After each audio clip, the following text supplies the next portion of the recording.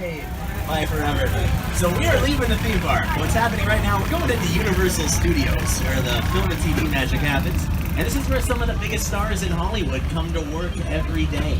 Speaking of stars, we have a great co-host with us today. You might know him from The Tonight Show, starring Jimmy Fallon. Here's Jimmy!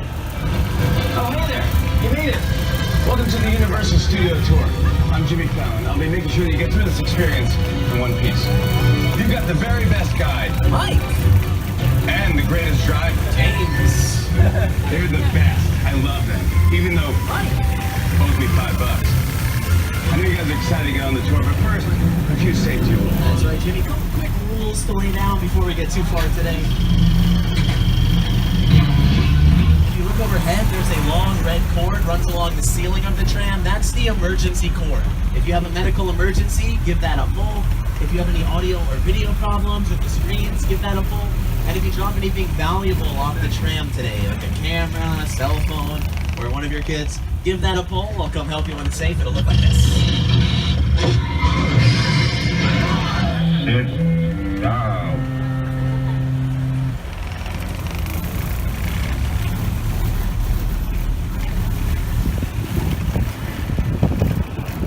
Please stay seated during the tour.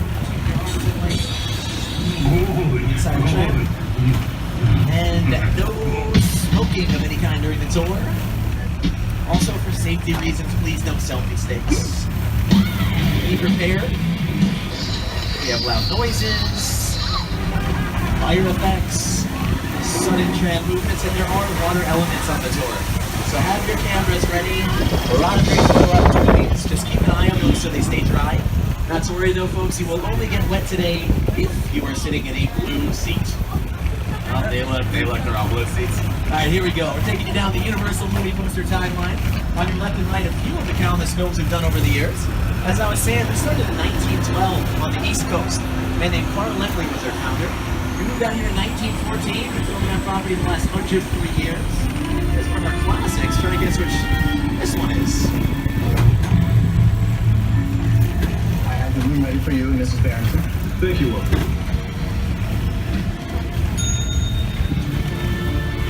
Did you hear that? Mrs. Barrington. Not quite, darling, but soon. Very, very soon. Hello. Yes? Heavy bottle of champagne sent to the room at once. And make sure that we are not disturbed for any reason. We're just kidding. Not a real little film, but it's a great use of one of our sound stages. This is filmed inside, not in a real hotel. You can see the first sound stage here on the left. Passed by Soundstage 12. We're actually filming here today for The Voice. Hi everybody, I'm Carson Daly from NBC's The Voice. I want to welcome you to the Universal Front Lot. Our show is filmed on stage 12. It happens to be the largest sound stage on the Universal lot. Take a look. That one's the largest we have here. It's one of the 10 biggest sound stages in the entire world. Also one of our oldest. That stage was built back in 1929 as the first fully functioning sound stage at Universal. Before that, everything was designed for silent pictures. Wasn't very well insulated. Now to show you just how versatile one of these sound stages can be, every scene you're about to see right here shot in the same space, right where we do The Voice. Good night.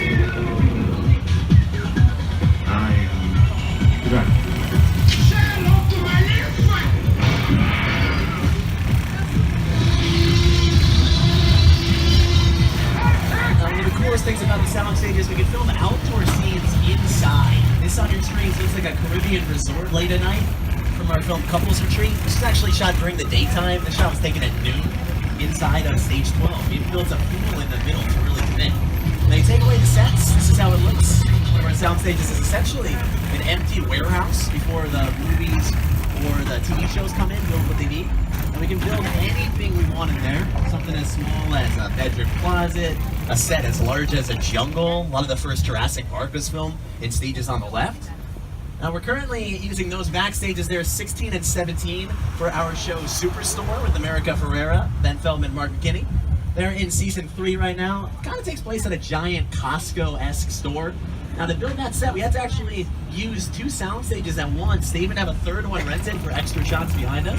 Superstore is in 16, 17, and 21. It's in a store called Cloud 9. And if you look up here, I can actually show you what it looks like with this film. I didn't hear the place. have some patience for one another. Yeah, you know, the heat makes us all act. If your face stays where it is, it's gonna get punched. The many shows we did here at NBC Universal. I've also been busy on the lot filming the final season of Mindy Project with Mindy Kaling. She's filming on the right-hand side, stage 42. And when she's done with that, she's actually having a baby in real life. And she's coming back for another NBC Universal show called Champions, coming out very soon to use the same soundstage back there. And on TV since 1939 for the first channel. Couldn't flip it back then, it was only us. Back in 1939, broadcast the World Fair in New York. That was the first thing ever on TV. Since then, we have a lot of the big networks, NBC, E, Sci-Fi, USA, Bravo, Telemundo, NBC Universal, Golf Channel, CNBC, MSNBC, Weather Channel, Oxygen, and NBC Sports, named a few of the big ones. My favorite show we currently have on NBC, you can see a poster for it up there, The Good Place. Stars Ted Danson and Kristen Bell. They just wrapped season 2. Stage 44 is their home base interior scene. Later on in the tour, you'll see their outdoor set. So if you're a big fan of the show, we're going to actually drive you through The Good Place. That airs on Thursday nights on NBC, part of our new must-see TV lineup. You got Superstore coming at you at 8 p.m., followed by Good Place 8:30. Going races back at 9. And Great News caps it up at 9:30 with a guest stint by Tina Fey this season. Now the buildings that we are passing on the left-hand side look like mini apartments. That's how they were originally designed. They were built as kind of mini condos for some of our actors. If they wanted to spend the night here, stay here for a whole shoot. These are the old dressing rooms. We gave them stylish mini apartments. This is where you can find Lucille Ball back in the 50s and 60s, Jimmy Stewart, Rock Hudson, John Wayne. Nowadays, our stars hang out in vehicles called star wagons. They drive literally all around town. If we're not shooting here, their dressing room will come with them. It's a whole location. So, these are production offices. Below 5195 on the left, that's a silhouette of Alfred Hitchcock. That's his old office. Illumination Entertainment works out of here. They did Minions and Despicable Me 3. We're also passing by Will and Grace's soundstage. They've been filming here Wednesdays and Thursdays with live audiences. We got the full original cast back 11 years after the original show went off there. Eric McCormack, Deborah Messing, Megan Mullally, Sean Hayes. And they're actually on our back lot today, just past these sound stages, are the Metropolitan seats. York Street, Courthouse Square, Brownstone Street, some of the most popular sets in all of Hollywood. Just to the left-hand side, they are out there today doing some filming. Now we're also passing by stage 23, where we do Law and Order True Crime mini-series, 8 episodes on NBC Tuesday nights. Stars Edie Falco. We'll also see New York Street on this season. They turned it into downtown LA in the early 90s. So pretty cool to do that as a period piece. Not going back too far, but 90s were a fun decade. We're also looking at some of our Halloween Horror Nights decorations on the left-hand side. We'll talk about that more in a sec. But we are leaving the front lot behind. Jimmy will tell you about our New York Street. Jimmy? Hey everyone, welcome to New York! I got my start right here in New York on Saturday Night Live. This is actually my old neighborhood. Once got mugged over there. An old woman. Tough lady. This is my favorite hot dog guy. Hey buddy, how's it going? Remember me? No. Just like old times. Gotta love New York City. Hey! I'm walking here! Hey, it's cool guys. I was just walking there. So it's not exactly New York, but a lot of times when you see New York in the movies, it was shot right here on the Universal Metro sets. If you can make it here, you can make it anywhere. Even if you make it here on the Universal lot. New York Street is where we do American Ninja Warrior. So they set up the obstacle courses in the early rounds. Even if the city is in Los Angeles, sometimes it's right here. They also use it for Mindy projects. Fate of the Furious filmed over there a couple seasons with Vin Diesel. Now this spot we're visiting is London Square. It's a little bit set up for Halloween Horror Nights. If you like getting scared, you come back here Wednesday, Thursday, Friday, Saturday, Sunday the next couple weeks to walk through more mazes than ever. But London Square is a great example of how film is a little bit based on fake illusions. On the left-hand side, that illusion's more obvious. It's what we call a trompe l'oeil. It's a French term for fool the eye. It looks very flat because we see the world in 3D. Our camera doesn't have two eyes, it only has one, the lens. So if you see that in the background of a shot, it'll actually pop out more three-dimensionally. Now they filmed here with Jim Carrey, Bruce Almighty. Like that. Outside good. Like that. I pause it right here. That trompe l'oeil on the left is actually what you're seeing on the screen. It looks like real apartments in New York City right there. In reality, you can see how fake it actually is.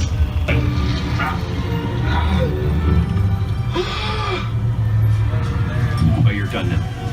Great. B-E-A-U. Beautiful indeed. Now, a little bit more tricky are the buildings we're seeing on the back lot.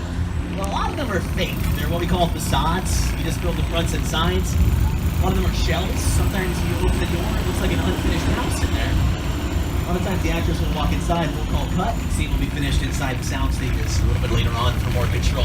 Those are 98% soundproof, and we can keep the sets there overnight. Great to film a lot of our TV shows. Some of the sets are practical, means you can film inside as well as outside. A little more than half of New York Street on our left is practical. That's a pretty popular street, as I was saying. They filmed there Captain America, the first Avenger with Marvel. The scenes are Chris Evans first got his powers, as the whole chase scene. Transformers, just to name a couple. We're gonna go visit somebody right here who knows a lot about New York. We're going to Skull Island to see our friend King Kong. I'll let Peter Jackson tell you what's the story. It's the original King Kong that made me want to direct movies. I saw that movie on TV when I was about 8 or 9 years old, and I wanted to become a filmmaker. Action! I like films that just take you away from your real life and sweep you up in the pinch. Kong literally does it. I mean, you're on board. Alright, make sure to stay seated while we're in here. Keep a close watch on any loose personal items. It gets a bit bumpy out in Skull Island. Here we go.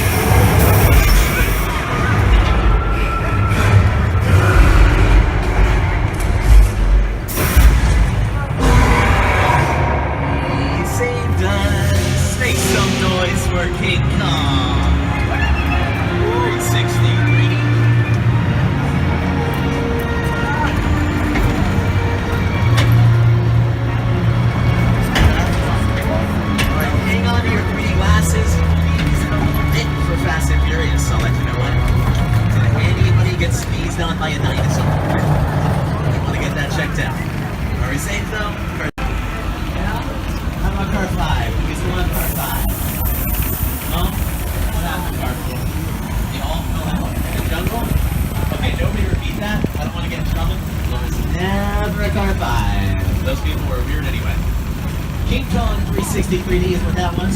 Played by Peter Jackson and his friends at Weta Digital, a New Zealand-based digital effects team.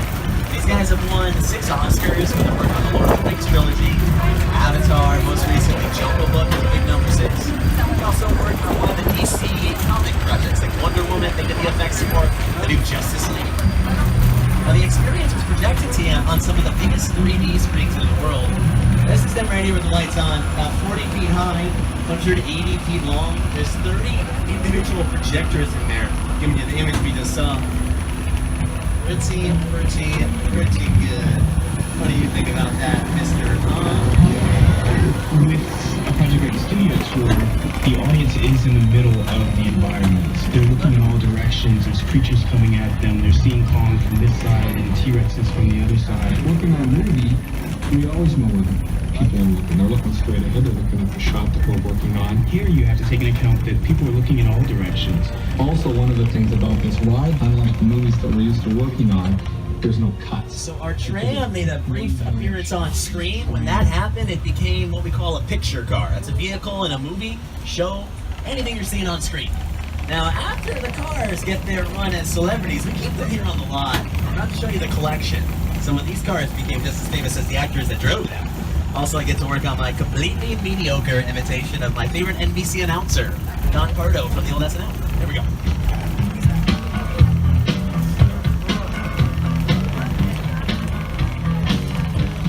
Ladies and gentlemen, it's Picture Cars Live with kids from Knight Rider, the original Ferrari from Magnum VI, musical guest vehicles from the Flintstones, and your host, Fast and Furious.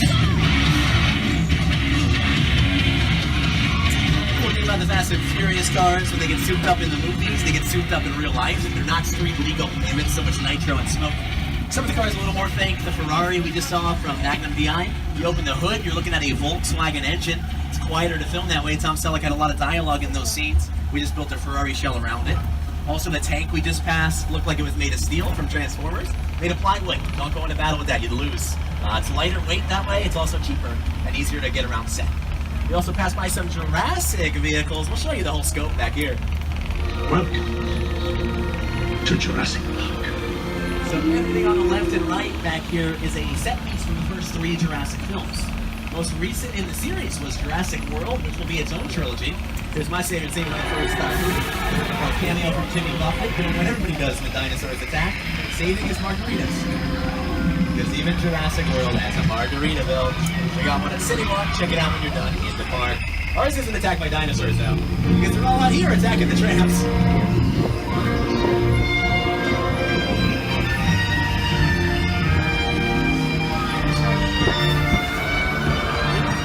Yes. And return of the turn. Spin on by a different dinosaur. That's how we're playing this. Not to worry though, folks, that was only minor acid they were spitting. Just kidding, it's way worse. It's LA tap water. Ooh. Now, one thing is missing. They have filmed a lot of the Jurassic scenes on our lot, but if you look around, it's sunny. The dinosaurs never attack in this kind of weather. It's always nighttime and it's always raining, right? This scene was filmed here, the mobile lab dangling off the cliff in Lost World.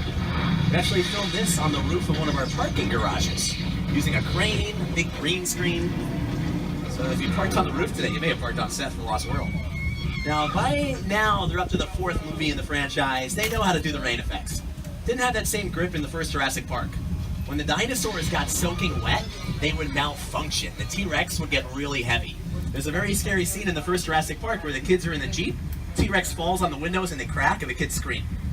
That wasn't supposed to happen. That was the dinosaur malfunctioning because he was too wet. So when the T-Rex falls on the kids, they're screaming for real. Everybody was safe. But when Spielberg was editing the movie, he saw that shot, he said, that's real fear. We gotta use that take, and that was the one you saw in the movie.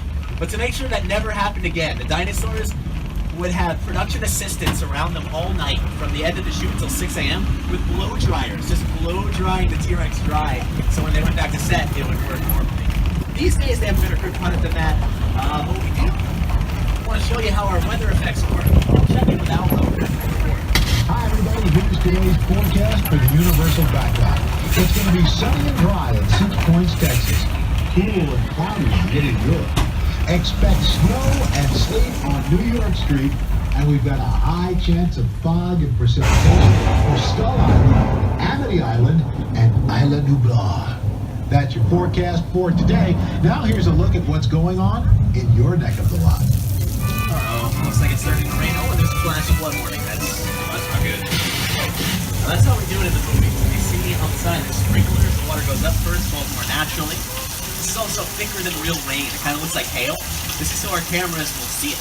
A lot of times rain is too clear to show up on film. Sometimes when you're watching like a baseball game on TV and the announcers say it's really raining out there, they're gonna probably call this one, and you're like, it's not raining, it is. Our cameras just aren't seeing it. You gotta really make that rain pop on camera. Now, sometimes, if you want to make it really dramatic, we'll add one extra layer. You look to the left. It's time for a ride.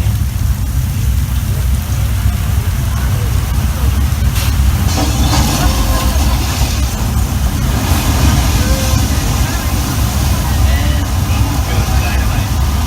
Water effects, very epic if you're doing a music video. You can ask Lady Gaga. If anybody's a monster, you might remember her Judas video. She filmed it right there. Now they got her a stunt double. But right before they filmed, she said, nah, no stunt double, I'll do it. In 6-inch heels, Lady Gaga stood there, got filled by 500 gallons of water, fell down, got back up laughing, so let's do that again. They did that about 10 times. It came out really cool in the video. My favorite time was the next realize was in this scene right here. You can't outrun the wolf, kid! Yeah, we'll see about that. Why not? Hang on, funny punk!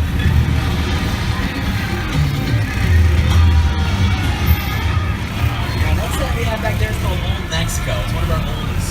Right here, another one of our oldest. Naturally, when you walk out of Mexico, we pop up in Texas. We call this 6 Points, Texas. When we first started making movies, westerns were the most popular genre. 200 of our first 250 movies were shot on western streets just like this one.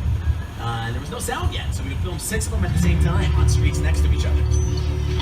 But if you look at your screens, you can actually see what it looks like when we are filming here. We really dress it up with that dirt in the middle. This town ain't big enough for the both of us, Jimmy Fallon. Well, I ain't going anywhere, Jimmy Fallon.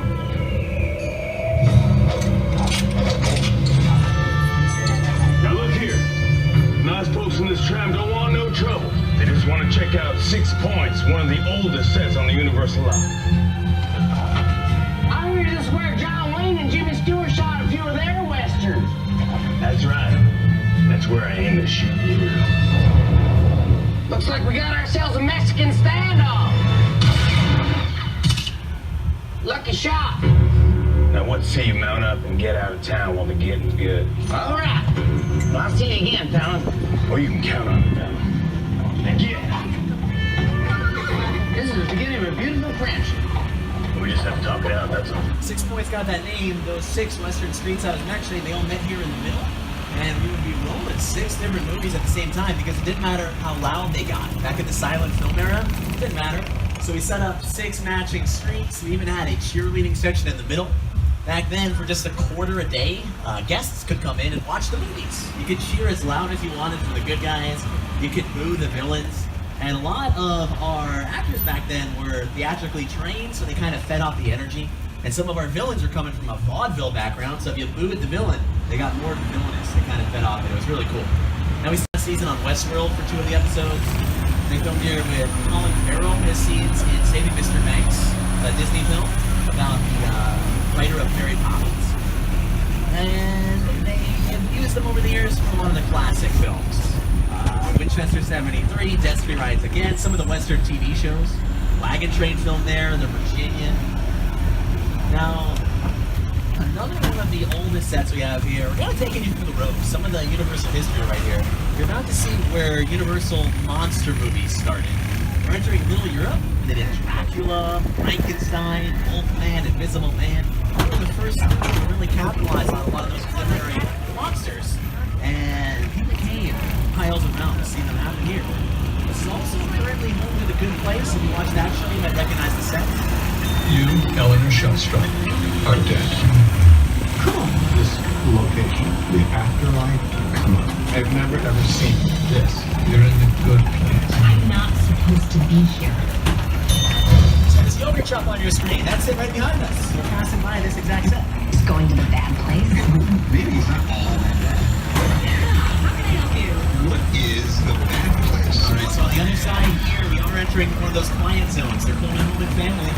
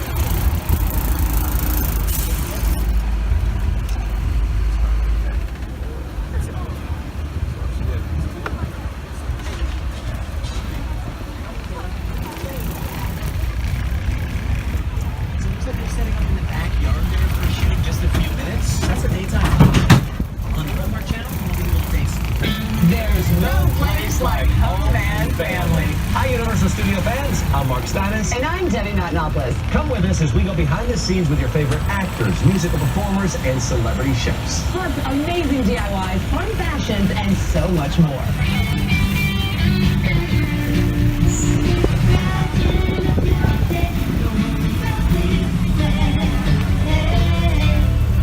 We're getting a back look at some of those western sets we drove past. 6 Points is on this side. We also have another one called Denver Street. We kept two of the old western streets. You can actually see some of the western props that we leave outside. We want them to have that withered look, like they've been sitting out here for a while. That's how they appear in the movies. So we leave them outside. Now, when we do film those western scenes, so we showed you how it looks with the dirt on the ground. There's a special company that we work with. They're called Hollywood Dirt. It's not just any dirt from somebody's backyard, special movie dirt. So when they come here, they mix the dirt with clay to give it that reddish pop. It also has special particles that won't kick up dust in the actor's eyes. So if we do add smoke or like a dusty scene, it'll be fog machines in the background. So we go from one arid location to a bit more of an oasis. I'm going to show you Amity.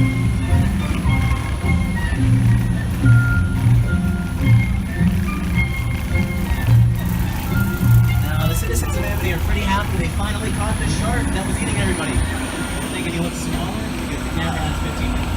So I'm not too worried. It's not like there would be two sharks. That would, uh-oh, there's two sharks. We're going to need a bigger tram. Lucky for us, Universal has a shark safety team. It's my buddy in there working the morning shift, Tomas. Hey, Tomas. You got this right? So there's shark coming. Uh-oh. Boom. Nobody look at that. It appears Tomas is Tomas. I don't want that to happen to you. Everybody stay seated. We're going to hide by the safest spot I know. Red gasoline tanks next to a high voltage sign.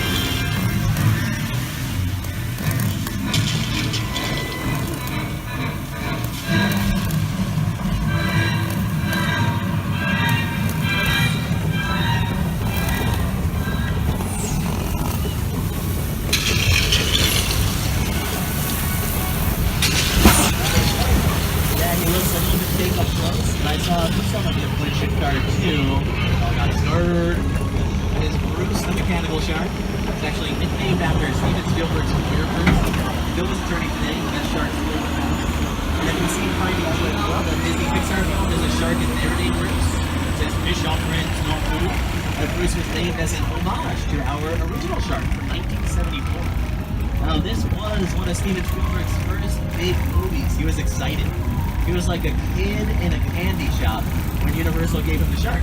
He said, here's the shark, go test him out. There's a water pit back in Stage 21 where we do Superstore. Fill that up with fresh water, and they would play with the shark. Late at night, Spielberg would sneak all his friends on the lot, and they were kind of directors too. So back in 1974, you had a young Steven Spielberg, a young George Lucas, and a young Martin Scorsese just playing with the shark and taking shark selfies.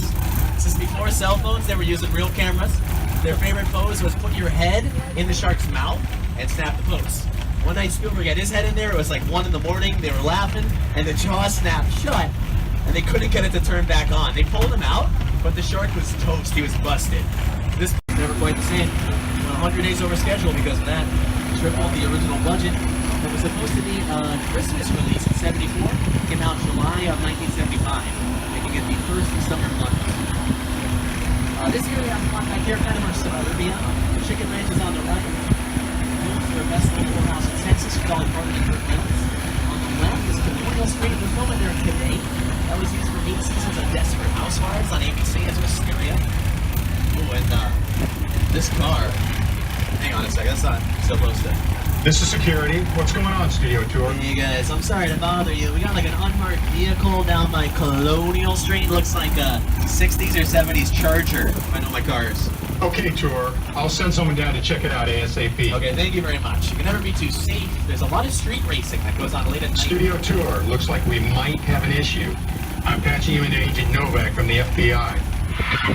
I'm sorry to interrupt your fun, but we've got video surveillance on that Charger you all saw. We ran it through the system, and the driver has been positively identified as Dominic Toretto. I've been tracking this guy for a while. He's a hardened criminal. He's likely armed, and he is definitely dangerous. My men and I are on our way to apprehend him right now. If you see him, don't be a hero. Don't engage him. Just keep a safe distance and report any further sightings to studio security immediately. We'll handle it from there. All right, sounds like they have that under control, so we can just kick back, relax, keep our tour going in a very whimsical part of the Universal lot. You might recognize these sets from Law and Order SVU. No, I'm just kidding, that's who?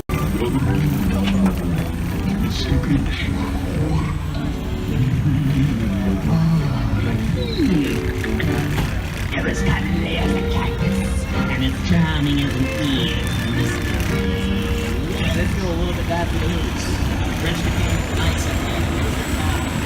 New neighbor moved in who was even meaner. His name was Norman Bates. So the Bates Motel sets from Psycho film franchise. A little decked out for Halloween Horror Nights. This is where Jason chases his victims at Camp Crystal Lake. At the top of the hill, you're going to have an unobstructed view of the original Psycho house, a big part of film history.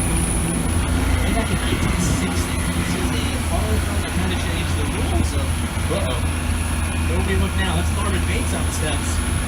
This guy's a little bit of a psycho, so I want to be cool. Hey, Norman. Just passing through. Close.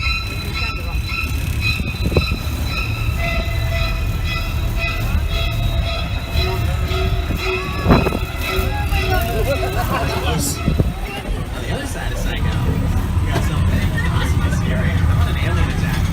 It's a crash site from Steven Spielberg's For the Wolves. You're looking to your left and you're thinking, is that a red light? Yeah, it is. That's a Boeing 747. It was retired from flights. It's in an airplane graveyard. So the crew on it, very cheap, $60,000. They destroyed it in the desert, shipped it here on trucks and pieces. This is how it looks. The airplane crash site is perfectly built for a set that is all designed around the vision of people. People then sit down and talk about the world. Well, that's why what if the film was done right in a big neighborhood? Because it's just something you don't see. You're doing good.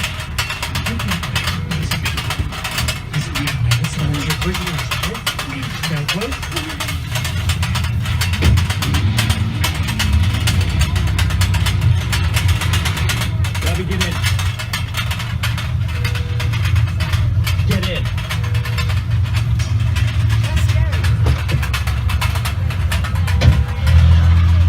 Houses on the right get used quite a bit for insurance commercials. They'll film there with Allstate, State Farm. When disaster strikes in a small neighborhood, we already have the sets here. Why not just come out and use them? They've also filmed here shows like Community with Joel McHale. A couple scenes in the show Love on Netflix with Gillian Jacobs and Paul Russ. And on the other side of the crash site, we have where we film our water scenes. That's Falls Lake. But right now it's a little bit drained. When we funnel in the water, that can look like an entire ocean. Most importantly, it's heated, so when the actors are shivering on screens, they're actually really comfortable in real life. They were just over there for Dunkirk, the new Christopher Nolan film. 58 days of filming some of those submarine battle scenes. They also filmed there for Hunger Games Catching Fire, Jennifer Lawrence, when the tributes jump off their pods to start basically the All-Star Games and the Hunger Games cast. Look, this might be more serious than I thought. What just happened? This is a secure line. Who are you?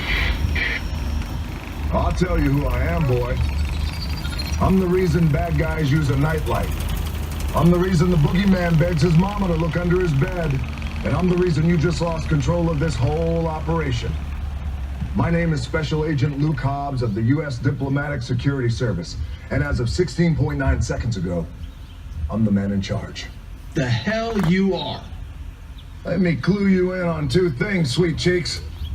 One, there's a high-value witness from the Federal Protection Program aboard your vehicle. And two, an international crime syndicate led by Owen Shaw is honing in on this vehicle to take that witness out. Shaw's as ruthless as they come, and he'll stop at nothing to eliminate his target.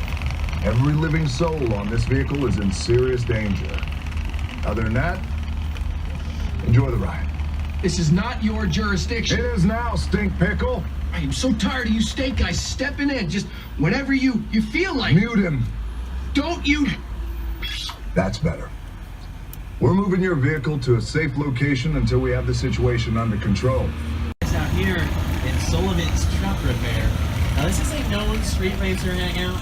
It's where some of the fastest drivers come to lay low. Not technically part of Universal. Is anybody here? Hello? Hop sent us. Alright,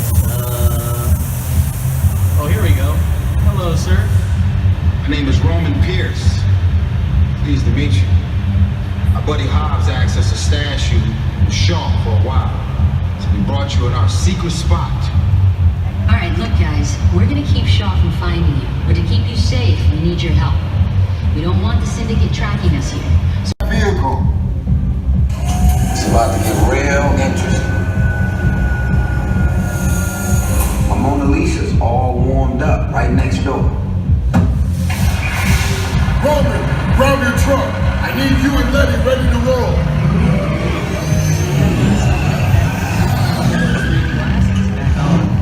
What's out here? We are in Chase. Most importantly, just make sure to stay seated at all times. Keep a close watch on personal items.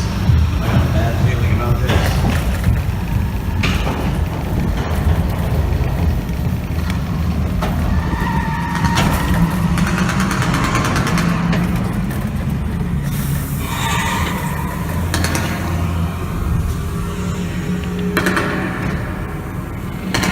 Which one of you is the witness? Speak now or you all get fried! This is our turn. After them! Okay, guys, it's showtime.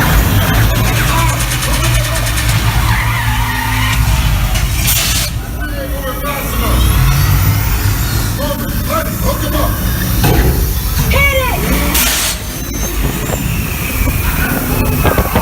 Now we're moving.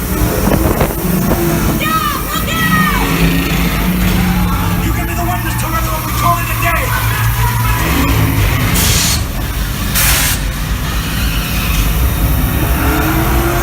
The witness is mine, Letty!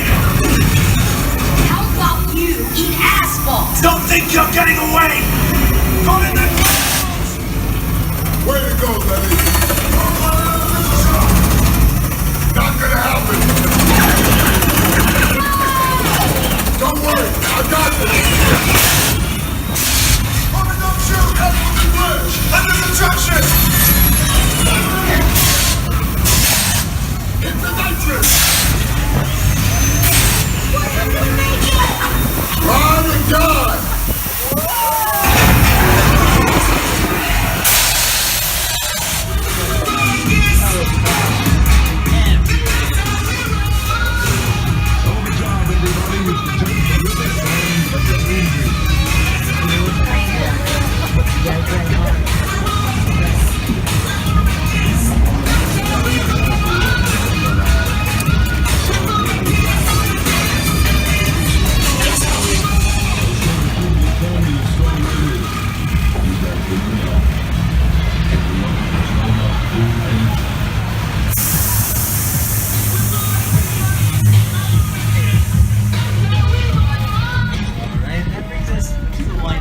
Tour. You've all been amazing. I'm going to thank a couple people real quick. We're going to thank our buddy Jimmy Fallon for bringing the last as co-host. Shout out to King Kong and Dom and his crew for saving us. Most importantly, though, can we give a big round of applause to James, our driver? Let's show James some love. Getting us through the back lot today. You are all having a fun time with us at Universal. Want to make the most out of your day? Check out our free app for phones. That's called the Universal Studios Hollywood app. Tells you wait times to the rides right in your pocket. You can also check up on show times to some of our award-winning shows like Waterworld Live Super Spectacular. And you can verify park information like when we close. Today we're going to do that at 6. My name's Mike. If you have any questions about what you saw, I'm more than happy to answer. I'll be hanging out on the side of the tram. All of us here at Universal Studios Hollywood. entertainment capital of LA. Have a fantastic afternoon. We will see you in the movies.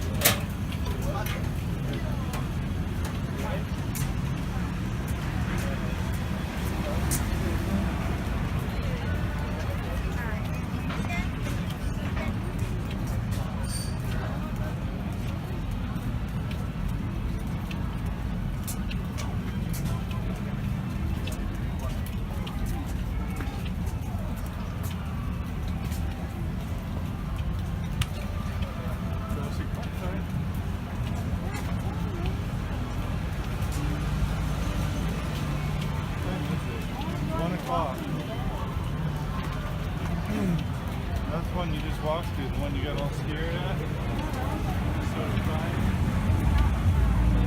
You pushed me